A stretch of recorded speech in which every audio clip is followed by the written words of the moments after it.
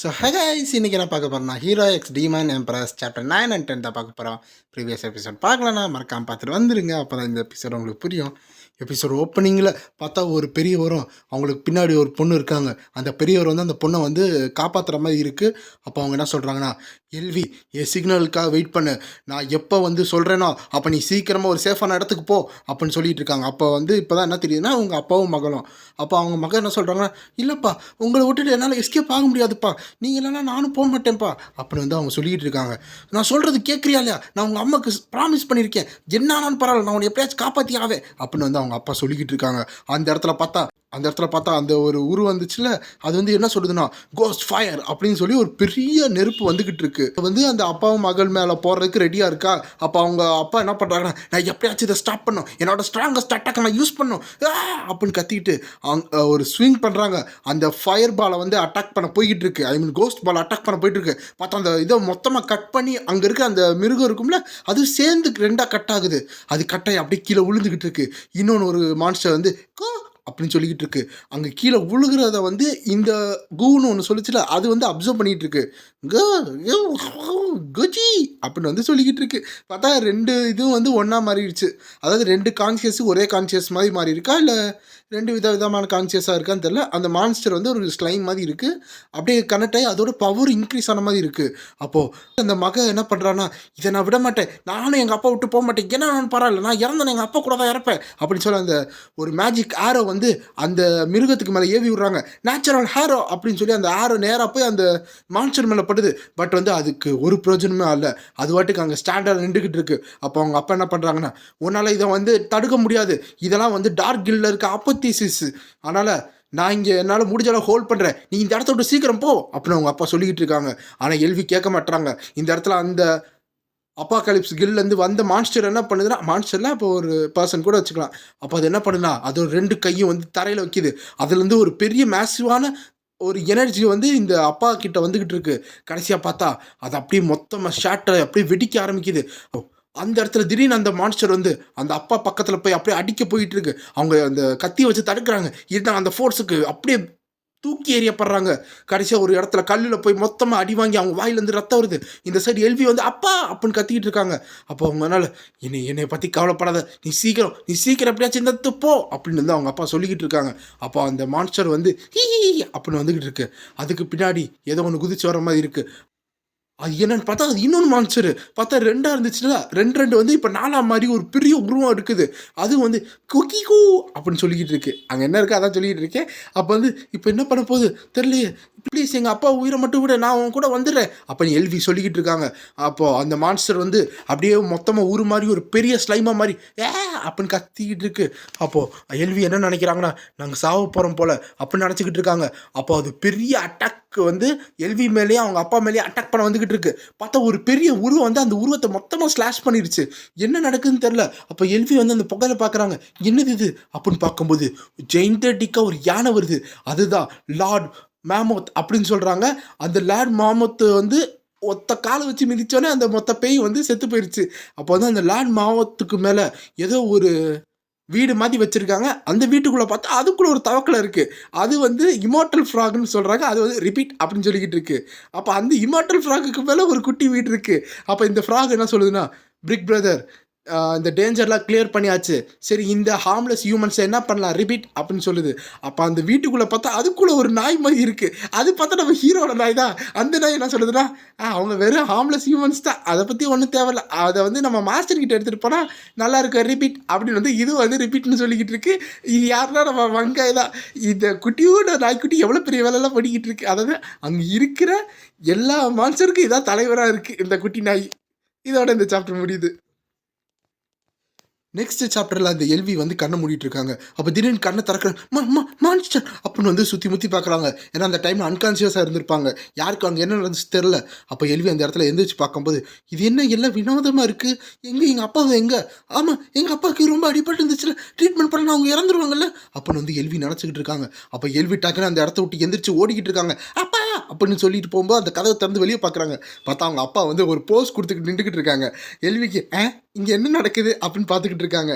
அப்போ தான் நம்ம ஹீரோ வந்து, அங்கிள் நீங்கள் நல்லா ட்ரைனிங் பண்ணியிருக்கீங்க போல், நல்லா பைசப்லாம் நல்லா வச்சுருக்கீங்களா அப்படின்னு ஹீரோ வந்து சந்தோஷப்பட்டு கிளாப் தட்டிக்கிட்டு இருக்கான். அப்போது அந்த அப்பா கேரக்டராக அங்கிள் நம்மள அங்கிள் சொல்லுவோம். அப்போ அங்கே அங்கிள் என்ன சொல்கிறாங்கன்னா, அது பார்த்தனா இதுதான் வந்து ஃபிசிக்கல் ஃபிட்னஸ். ஒரு வாரியருக்கு எப்பவுமே இந்த மாதிரி ஃபிசிக்கல் ஃபிட்னஸ் இருக்கும். அது ரொம்ப ஃபண்டமெண்டலாக இருக்கணும் அப்படின்னு சொல்லிட்டு இருக்கோம். பக்கத்தில் பார்த்தா டீமன் குயினுக்கு இது மேலே இன்ட்ரெஸ்ட்டே இல்லை. இங்கே எதுக்கு இங்கே வந்திருக்காங்க அந்த மாதிரி தான் இருக்குது. அப்போ வந்து ஹீரோ என்ன சொல்கிறான்னா, ஓ இதான் வாரியர் ப்ரொஃபஷனா, அது அனதர் வேர்டில் இப்படி தான் இருக்குமா, ரொம்ப சூப்பராக இருக்குது அப்படின்னு ஹீரோ சொல்லிக்கிட்டு இருக்கான். இந்த சைடு அந்த நாய் வந்து நான் தான் கூட்டிகிட்டு வந்தேன் வா வா வா அப்படின்னு வந்து ஹீரோ சுற்றி வந்துக்கிட்டு இருக்கு. இது டீமன் குயினுக்கு ரொம்ப கோவம் வந்து காலை வச்சு ஒரே எத்து. அங்கே பார்த்தா அந்த நாய்க்குட்டி அங்கே விடுது இங்கே விடுது கடைசியாக வந்துட்டு இருக்கு. பார்த்தா டீமன் குயின் அப்படியே கொஞ்சம் கொஞ்சமாக நடந்து வந்துக்கிட்டு இருக்காங்க. யார் ஒன்று இவங்க எல்லாம் கூட்டிகிட்டு வர சொன்னா, யூ ஸ்டூபிட் டாக் அப்படின்னு வந்து டீமன் குயின் வந்து சொல்லிக்கிட்டு இருக்காங்களா. இங்கிட்ட வந்து நாய்க்குட்டி இது அப்படின்னு இருக்கு. அப்புறம் வந்து இந்த சைடு ஹீரோ வந்து இன்னும் அந்த இதுதான் தொட்டு பார்த்துக்கிட்டு இருக்கான். வா உங்கள் பாடி ரொம்ப கடினமாக இருக்குது, இவ்வளோ கல்லாக இருக்குது, யா வா அப்படி ஹீரோ அங்கே தான் பார்த்துக்கிட்டு இருக்கான். அதாவது சரி மிஸ்டர் லீப்பிங் உங்களுக்கு இது பிடிச்சிருக்குன்னா அப்போ நான் எதையும் மறைக்க மாட்டேன், எல்லாத்தையும் காமிக்கிறேன் அப்படின்னு அவங்க சொல்கிறாங்க. அப்போ அவங்க லச்சக்குன்னு பண்ணும்போது பாடி சோல் பேர்னிங் அப்படின்னு சொன்னோன்னா இருக்கிற எல்லா ட்ரெஸ்ஸும் உடையுது.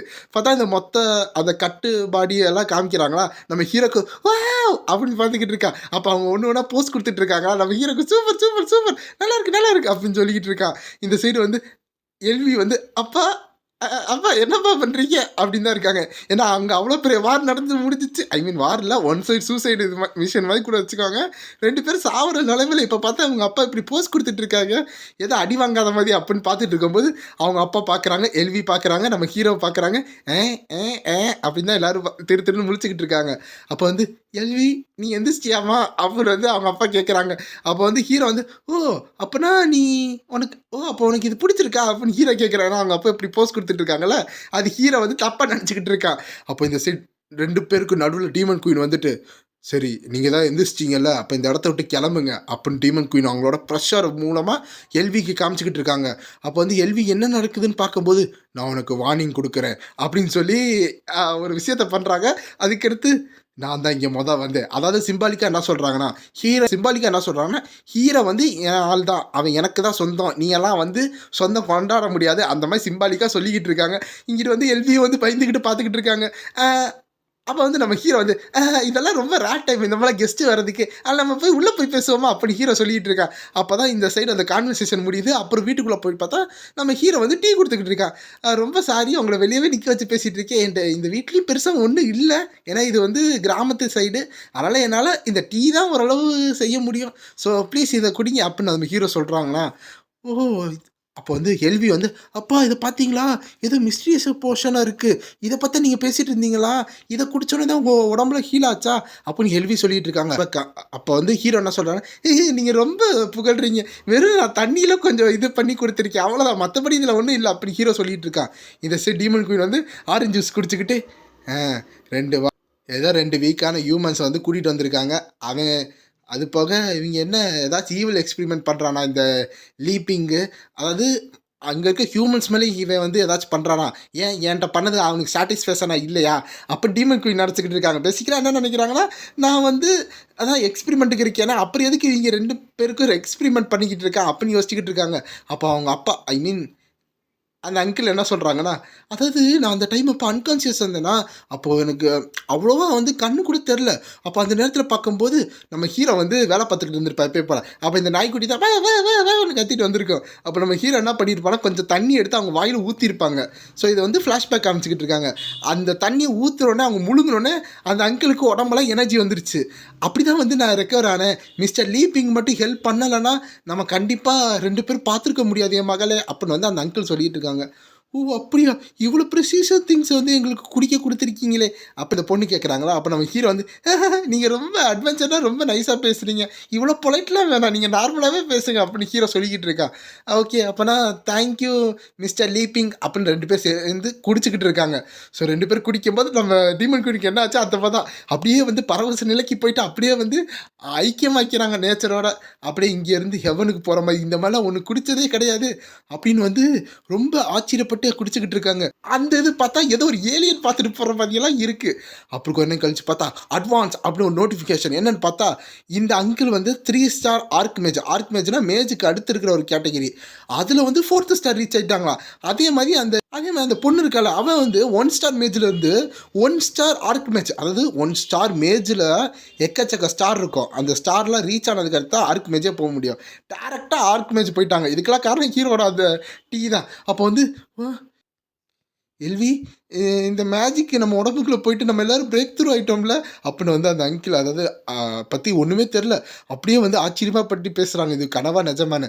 அப்போ எல்வி என்ன சொல்கிறாங்கன்னா, ஆமாம் அது போக வந்து அம்மாவோட அந்த எல்ஃப் பிளட் லைட் கூட என் உடம்புல அவைக்கன் ஆயிடுச்சு. அப்போ தான் தெரியுது எல்வி வந்து ஒரு எல்ஃப்னு. இவ்வளோ நேரம் ஹியூமன் ஹேர் இருந்துச்சு, நம்ம ஹீரோ கொடுத்ததெல்லாம் வந்து அப்படியே அப்கிரேட் ஆகி அந்த எல்ஃப் பிளட் லைனை வந்து ஆக்டிவேட்டே பண்ணிடுச்சு. அப்போ இந்த சைடு வந்து இவ்வளோ இது இப்போ தான் தெரியுது நம்மளோட பவுண்ட்ரிஸ். அது போக நம்ம எப்பயுமே அந்த என்ன பவுண்ட்ரிஸ்னால், இந்த மாதிரி ஒரு ஜூஸை குடித்தாவே இவ்வளோ லெவல் தாண்டி போயிடுறோம்ல, நம்ம இவ்வளோ கஷ்டப்பட்டு ட்ரெயின் பண்ணோமா, அப்போ அதெல்லாம் வேஸ்ட்டா அப்படின்னு நினச்சி பெருமூச்சு எடுத்துக்கிட்டு இருக்காங்க 2 பேரும் இருப்பாங்க அப்படின்னு நினச்சிக்கிட்டு இருக்காங்க. இந்த சைடு வந்து ஹீரோ வந்து ரொம்ப கூச்சப்படாதீங்க, இன்னும் ஒரு கப்பு வேணா கொடுக்குறேன் அப்படின்னு ஹீரோ சொல்கிறான்னா, இல்லை இவ்வளோ பெரிய ப்ரிசியஸ் திங்ஸ் எல்லாம் கொடுக்காதீங்க அப்படின்னு வந்து அந்த அங்கிள் சொல்லிட்டு இருக்காங்க. ஏன்னா லீபங் வந்து ரொம்ப காட்லி பர்சனாக இருக்காங்க போல். ஆனால் இந்த மாதிரி விஷயத்த நம்ம திரும்பி எடுத்துக்க முடியாது, இது ரொம்ப ரேரு, நம்மளுக்குன்னு ஒரு தகுதி இருக்குது அப்படின்னு அந்த அங்கிள் நினச்சிக்கிட்டு இருக்காங்க. அப்போ நம்ம ஹீரோ வந்து சரி ஓகே அப்படின்னு ரொம்ப சோகமாக சொல்கிறாங்க. ஆக்சுவலாக ஹீரோ நினச்சிருந்தா அவங்களுக்கு சாப்பாடு ஸ்நாக்ஸ் எல்லாம் கொடுத்துருக்கலாம். பட் எலிசபெத் வந்து ரொம்ப குறுகுன்னு, அதாவது டீமன் குயின் வந்து குறுகுன்னு பார்த்துட்டு இருக்கிற காரணத்தினால எதுவுமே கொடுக்க முடியல. அது போக அதை கொடுத்தாலும் இவன் எல்லாத்தையும் எடுத்து வச்சிருவா, அப்போ கெஸ்ட்டுக்கு வந்து மூஞ்சி அடித்த மாதிரி ஆயிரும்ல. இது எல்லாம் இந்த டீமன் குயின் அனவிங்காக இருக்காளே அப்படின்னு ஹீரோ நினச்சிக்கிட்டு இருக்கா. அதோட இந்த சாப்டர் முடியுது.